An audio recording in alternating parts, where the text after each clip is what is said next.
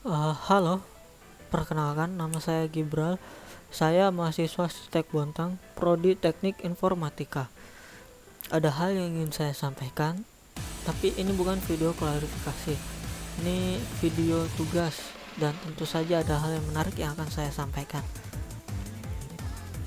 Yang pertama, apa itu communication skill? Nah, communication skill itu adalah salah satu mata kuliah yang saya ampuh di Stek Bontang.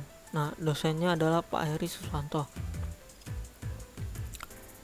Di communication skill itu kita belajar tentang cara berkomunikasi yang baik dan benar.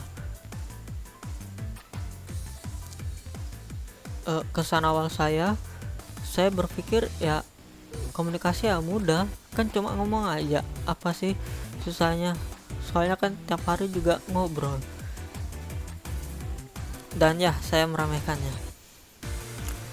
Dalam berbicara dengan seseorang atau sekelompok orang, ada beberapa hal yang harus diperhatikan. Nah, untuk apa memperhatikan hal itu? Kan tinggal ngobrol aja.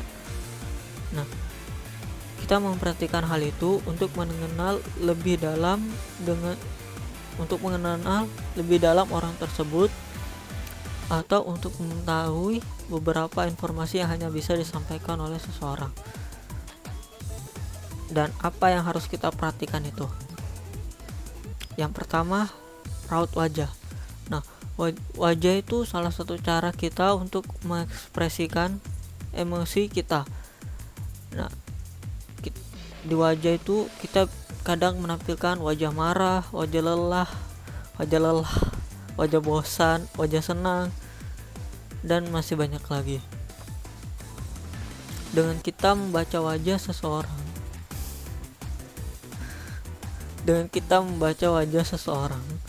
kita bisa tahu tentang apa yang dirasakan orang itu.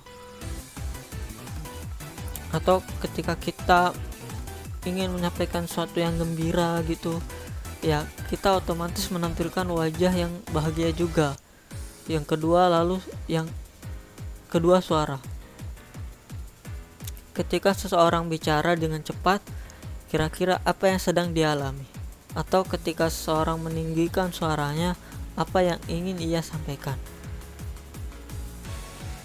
Nah, itu yang kita pelajari di communication skill, dan sebenarnya masih banyak yang harus diperhatikan juga, seperti gerak tubuh, atau ketika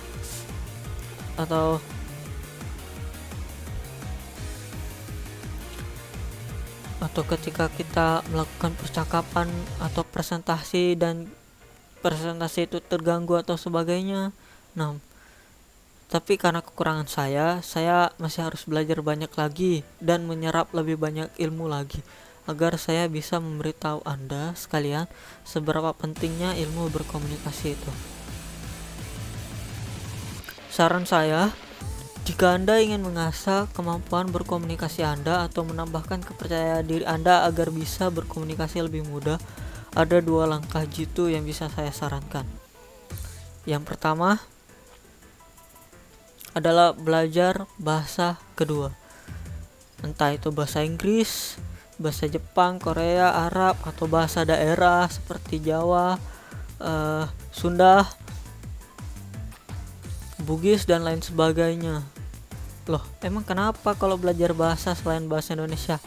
Kita orang Indonesia, wah parah, gak menghargai bahasa sendiri. Loh, gak gitu. Ketika kita terutama saya menyampaikan sesuatu tapi gak tahu bahasa yang tepat untuk menggambarkan hal tersebut, nah dengan kita mempelajari bahasa kedua, kita bisa memiliki banyak opsi untuk menyampaikan sesuatu. Ya, memang memperdalam bahasa Indonesia itu memang penting, tapi dengan belajar bahasa asing atau bahasa kedua, kita bisa lebih lancar untuk berbicara dengan seseorang. Nah, yang kedua itu dengan cara bernyanyi. Ketika kita bernyanyi, maka kita akan mengeluarkan suara. Lah, bang, kan nyanyi emang gitu. Ya, saya tahu. Bahkan saya tahu kalau suara saya tidak seindah dan semerdu jongkok, apalagi wajah.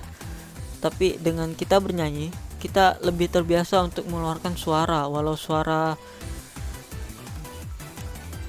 yang terpenting itu suaranya keluar dulu dalam berkomunikasi. Ya memang ada komunikasi gerak tubuh, tapi ya kan yang paling umum berkomunikasi dengan suara gini. Nah, itu saja yang bisa saya sampaikan. Semoga kita bisa bertemu di lain kesempatan dan sampai jumpa.